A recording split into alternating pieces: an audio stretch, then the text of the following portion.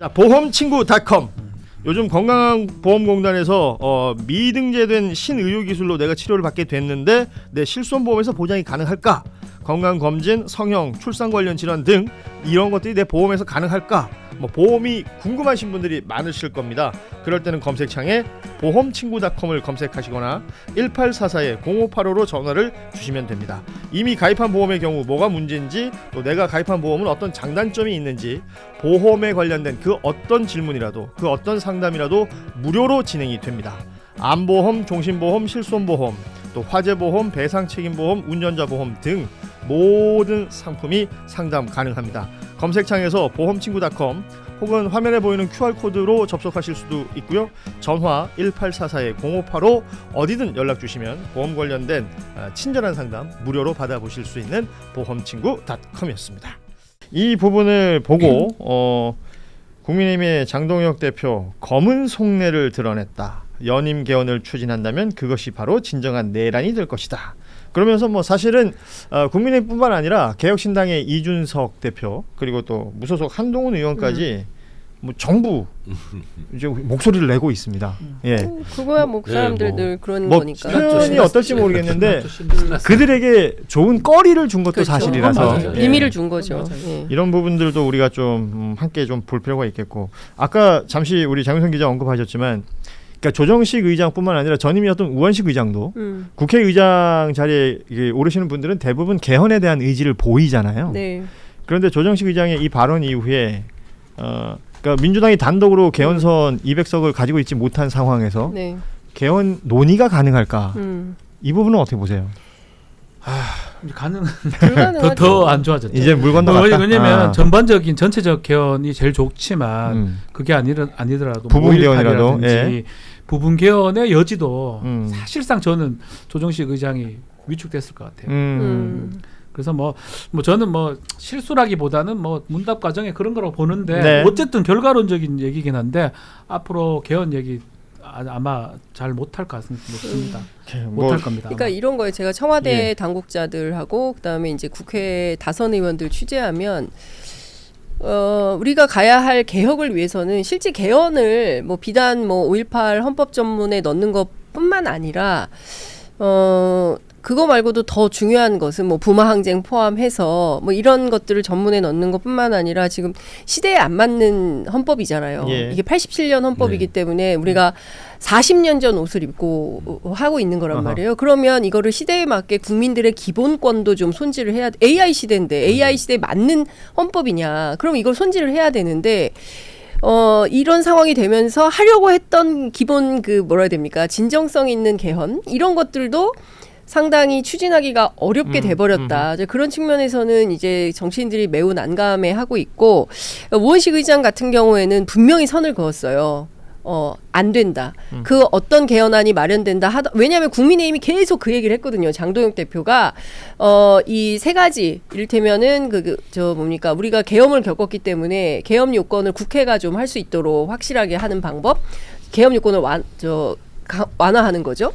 그리고 또 하나는 지방자치, 그리고 하나는 5.18 이 세 가지만 하자고 하는데도 국민의힘에서 지속적으로 연임 개헌하려고 그러지 이런 주장을 하니까 현직 대통령은 절대 안 된다라고 분명하게 선을 그었어요. 그런데 어제 의장님께서는 국민의 선택이다 이렇게 말씀하시니까 이거 열어두는 걸 하려고 하는 거 아니야? 라고 의심을 더 받게 됐다. 그래서 사실은 오히려 더 곤란하고 힘들게 전국을 만들어버렸다 이런 비판이 많이 나옵니다. 자, 이 상황이 어떻게 정리되느냐는 시간이 지나면 일정 부분 정리가 되겠습니다만, 개헌이라는 그 단어가 다시 이제 그러니까 논의 테이블에 올라갈 수 있을까라는 걱정은 분명히 생기는 것입니다. 제가 여러분들이 개헌 관련돼서 이제 자신들의 입장을 내는 경우들이 있는데, 그 중에 하나가 이제 소선거구제 개편 관련된 얘기가 있단 말이죠. 선거제도 관련해서도 바뀌어야 될 부분들이 있는 거예요. 87년이면 삐삐도 나오기 전입니다. 그럼요. 삐삐는 95년도쯤 나오죠. 그러니까요. 네, 제가 94년도에 삐삐를 처음 봤으니까. 근데 삐삐도 나오기 전이고 그 시절에는 여러분 아시겠지만 6월 항쟁 당시에 호해가 뿌려지던 시절이에요. 맞아요. 예. 그러니까 뭐 전보 온라인이든 보내고. 뭐 스마트폰이든 이런 게 상상도 할 수 없는 인터넷이 시절에 없어서 그렇죠. 인터넷이. 비둘기 들고 다니면서 다리 묶어서 전서부. 에이, 또. 죄송합니다. 적당히 하라 그랬잖아요. 네네네. 그러니까 그런 시절에 만들어진 헌법과 지금 말씀하신 것처럼 AI 혁명 시대를 지내는 요즘에 바꿔야 된다라는 의지는 있을지 모르겠는데 이 합의 과정은 계속해서 요원해지는 일들이 벌어지고 있어서 이 부분이 안타깝습니다. 우리 네. 헌법에 위헌인 조항이 하나 들어 있는 거 혹시 아세요? 음흠. 국가배상 금지 이중배상 예, 예. 금지 규정이라 그래가지고 우리가 일반인이 국가 공무원에 의한 사고가 나면은 배상을 받을 수 있거든요. 근데 가슴에 태극기를 달고 군인으로서 직무 수행을 하다가 사고가 나잖아요. 국가 배상을 못 받아요. 그게 베트남 전쟁 때 너무나 많은 군인들이 다치고 돌아오는데 나라에 돈이 없으니까 박정희 대통령이 그 배상을 막는 조항을 만들었거든요. 위헌 선언이 났어요. 그랬더니 박정희 대통령이 위헌 선언을 한 대법관들 다 이제 다 잘라낸 건 아니고 조사를 시키고 이제 그 조항을 헌법에 집어넣어 버려. 그냥 헌법에 넣어버려. 예, 헌법에. 그러니까 위헌이라고 야 그럼 헌법에 들어가면 되겠네 이렇게 됐거든요. 그 헌법이 아직 살아 있어요. 예. 요거 바꿔야 되는데 지금 헌법재판소에서는 이게 헌법 조항이니까 위헌이 아니다라는 태도를 가지고 있거든요. 요렇게 꼭 바꿔야 되는 조항들이 있어요. 여기서부터 시작을 하면 돼요. 이중배상 금지 규정 바꾸자라고 하면 지금 대한민국 헌법학자 단 한 명도 반대하는 사람 없어요. 모든 교과서에 위헌이라고 돼 있거든요. 그러니까요. 여기서부터 시작을 해서 뭔가 바꿀 것들을 조금씩 바꿔 나갔으면 좋겠어요. 예. 자, 다음은 민주당 전당대회 상황 좀 보겠습니다. 이제 공식적인 일정이 시작됐다라고 보면 될 것 같습니다. 선거인단 투표, 온라인 투표가 시작됐고 첫날 뭐 서버가 잠시 문제가 생겼던 점도 지금 뉴스가 되고 있습니다. 당권 주자들은 투표 독려에 나섰는데 그 메시지의 차이가 있는 것 같아요. 그러니까 100% 전당원 투표 이것과 1인 1표제 얼핏 들으면 같은 얘기 같습니다만 각각의 후보가 어떤 부분에 방점을 찍고 있는가는 또 해석이 되는 것 같습니다. 어떻게 보세요? 이 부분은? 일단 뭐 김민석 후보 쪽이 이제 100% 전당원 얘기를 투표. 하고요. 예. 정청래 후보는 이제 이미 얘기했던 1인 1표제 얘기를 예. 하고 있습니다. 이 전당원 투표 얘기하는 거는 뭐냐면 많은 사람들이 투표를 해달라. 투표를 해야지 이제 여론 지형하고 예. 거의 유사할 것이다. 뭐 이런 의도를 갖고 얘기를 하는 거라고 보입니다. 뭐 그렇지만 권리당원이 엄청 많이 나오지는 않을 겁니다. 예. 여론조사에 비해서. 그래서 결과는 이제 봐야 되는데 일단 충청에서는 저는 뭐 비슷하지 않을까. 뭐 내일 모레 결과가 나죠. 주말에 모레. 결과가 예. 나는데 충청은 아마 좀 박빙 아닌가. 결국은 사실은 당대표 선거만 보면 최고위원 선거는 변론으로 하더라도 3등이 제일 중요할 것 같아요. 3등이 얼마 받느냐. 3등이 얼마 받느냐 그리고 3등을 1순위로 뽑으신 분들이 2순위를 누굴 했느냐. 이제 3등이 뭐 지금 상황상으로 송영길 후보가 될 가능성이 높은데 3등 후보가 한 뭐 15% 20% 이상 받는다 그러면 사실은 좀 한쪽으로 기울어질 가능성이 그렇죠. 있는 거죠. 사실은 저 2순위에 누가 찍히느냐만큼 1, 2등은 거의 비쌀 것 같아요. 제가 그러니까 그 표가 결정적인 캐스팅 보트가 될 수 있는 이거는 상황이기 때문에. 너무 신기한 게 예. 4명도 아니고 3명이거든요. 그리고 송영길, 김민석은 좀 같이 갈 가능성이 좀 확률 좀 높아 보여요. 아닐 수도 있겠지만. 예. 그래서 3등 후보가 얼마 받느냐가 되게 중요할 것 같습니다. 아니 저는 그래서 이게 선호 투표제다 송영길 보니까 3등 해프다 제가 얘기를 해버렸네요. 예. 그러니까 본인의 속마음이니까 뭐 그건, 예. 죄송해요. 예. 물병 던지는 마음으로. 저는 말씀하신 것처럼 뭐 전략적인 또 투표를 하시겠죠 유권자들. 네. 그러니까 이 당원들도 그러실 것 같은데 김민석 후보를 1순위로 찝는 분들, 그러니까 선출하시려고 하시는 분들은 송영길 후보를 2순위에 할 가능성이 높다고 매우 다들 높죠. 평가하시는데 만약에 정청래 후보를 1순위로 하시는 분들 딜레마예요. 그분들은 2순위를 누굴 찍을까요? 송영길요. 아 그렇게 봐요? 왜냐면 안 하면 안 되거든요. 가장 안 좋은 게 정청래 무효돼 버려요. 그렇죠. 정청래 김민석 싫어 이렇게 무효돼 버려요. 아하. 3명을 꼭 적어야 되거든요. 적을 수밖에 없다면 정청래, 송영길, 김민석 이렇게 적을 수밖에 없어요. 그런 사람이 가장 많을 겁니다. 그 조사도 이번에 했던데 보니까 예. 누구 2순위 하는지 조사하긴 했던데 아마 이렇게 찍을 가능성이 높겠죠. 장윤선 기자도 비슷하게 생각하세요? 그렇죠. 그래서 뭐 기자들 사이에서는 송영길 어부지리 논쟁도 나오고 이러다가 다 2순위야. 다 2순위 송영길 찍어가지고 득표율은 가장 높을 수 있죠. 예, 네. 득표율이 제일 높은 거 아니냐 뭐 이런 이제 얘기도 나오는데 그렇다고 해서 가능성이 아예 없다는 것은 아닙니다. 예. 그래서 이제 그 각 캠프가 서로 긴장하고 있고 근데 이제 다만 저희들이 취재를 해보면 승리감에 젖어 있는 쪽은 정청래 캠프, 김민석 캠프예요. 예, 왜냐하면 그 정청래 캠프 같은 경우에는 팀 정청래 이래가지고 호남을 기반으로 해서 예. 이른바 이제 전통 지지층들이 이제 꽝꽝 뭉쳐 있다. 그래서 투표율이 낮더라도 이 적극적인 투표층은 다 나와서 투표를 하기 때문에 훨씬 단단한 힘이 있다. 이렇게 자신감을 피력하고 있고요. 예.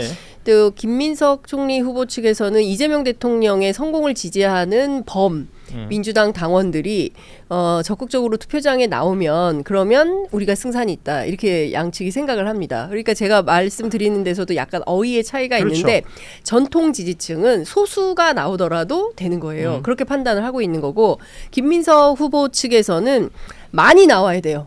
투표장에. 왜냐하면 이렇게 전통적인 지지층으로 꽉 이렇게 이제 일치단결 그렇죠. 밀도가 높진 않기 때문에 어떻게든 다수의 인원들이 투표장으로 쏟아져 나와야 승산이 있는 이런 게임이다 이렇게 볼 수가 있는데 지난번에 예비 경선 할 때 중앙위원은 전체 439명이 가운데 88.38%가 예. 투표를 했어요. 그래서 비교적 중앙위원들은 높은 투표율을 보인 반면에 전체 권리당원이 155만 3,880명인데 투표율은 37.44%밖에 그렇죠. 안 돼요. 예. 물론 예비 경선이니까 많이 안 나왔어. 본 경선은 더 많이 나올 거야. 이제 이렇게들 생각을 하는데 실제로 지난 당대표 경선 때도 전체 권리당원 투표율은 56.99%였어요. 그렇습니다. 예. 그러니까 거의 과반을 조금 넘은 상황이에요. 그러니까 김민석 후보 측에서는 이걸로는 안 되고 더 나오길 바라고. 더 나와야 되는 거예요. 그러니까 전당원 투표 전체가 다 나와서 그래서 100% 투표합시다. 얘기를 하고 있죠. 예, 그런 이야기를 하는 것이고 정청래 후보 측에서는 땅땅 뭉쳐 있다고 생각하니까 1인 1표.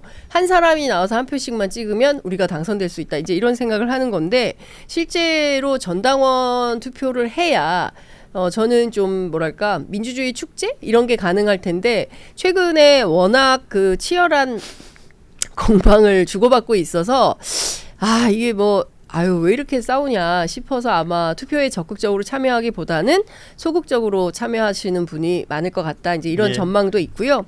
그래서 오늘 저녁부터 지상파 3사 TV 토론이 시작이 되는데 오늘이 이제 MBC죠. 예. 그렇습니다. 오늘 MBC 100분 토론에서 새 후보가 어떻게 토론하느냐에 따라서 조금 더 영향이 있을 것이다. 그래서 오늘부터 시작되는 TV 토론이 굉장히 중요하다. 이렇게도 보는 것 같습니다. 지금 아시다시피 이제 공식 일정이 이제 충청에서 시작이 되고 충청의 온라인 투표가 지금 진행 중이고 지금 저희 댓글창에도 누구 투표했습니다라는 이제 댓글들도 올라오고 있는데 TV 토론에서 어떤 이야기들 오가게 될지 사실은 기존에 후보들 간의 대화를 나누는 모습을 우리가 많이 볼 수가 없었어요. 각각의 후보들이 특정 매체에 나와서 발언하는 것들 가지고 서로가 공방하는 내용들만 봤었는데 토론이라는 게 또 그만큼 중요한 것 아닐까 싶기도 하고요. 그래서 저는 이제 방송 진행하다 보면 통상 여러분의 소중한 한 표를 행사하십시오라는 말 많이 하잖아요. 그 말이 누군가에게 유리하게 작동할 수 있다라는 얘기가 될 수도 있기 때문에 그런 얘기를 하기가 좀 조심스러워진다. 야. 뭐 이런 점도 있다는 거 다시 한번. 근데 민주주의는 투표 참여 다 해야 되는데. 그러니까요. 네. 예. 자, 보험친구.com. 요즘 건강보험공단에서 미등재된 신의료기술로 내가 치료를 받게 됐는데 내 실손보험에서 보장이 가능할까? 건강검진, 성형, 출산 관련 질환 등 이런 것들이 내 보험에서 가능할까? 뭐 보험이 궁금하신 분들이 많으실 겁니다. 그럴 때는 검색창에 보험친구.com을 검색하시거나 1844-0585로 전화를 주시면 됩니다. 이미 가입한 보험의 경우 뭐가 문제인지 또 내가 가입한 보험은 어떤 장단점이 있는지 보험에 관련된 그 어떤 질문이라도 그 어떤 상담이라도 무료로 진행이 됩니다. 암보험, 종신보험, 실손보험, 또 화재보험, 배상책임보험, 운전자보험 등 모든 상품이 상담 가능합니다. 검색창에서 보험친구.com 혹은 화면에 보이는 QR코드로 접속하실 수도 있고요. 전화 1844-0585 어디든 연락 주시면 보험 관련된 친절한 상담 무료로 받아보실 수 있는 보험친구.com이었습니다.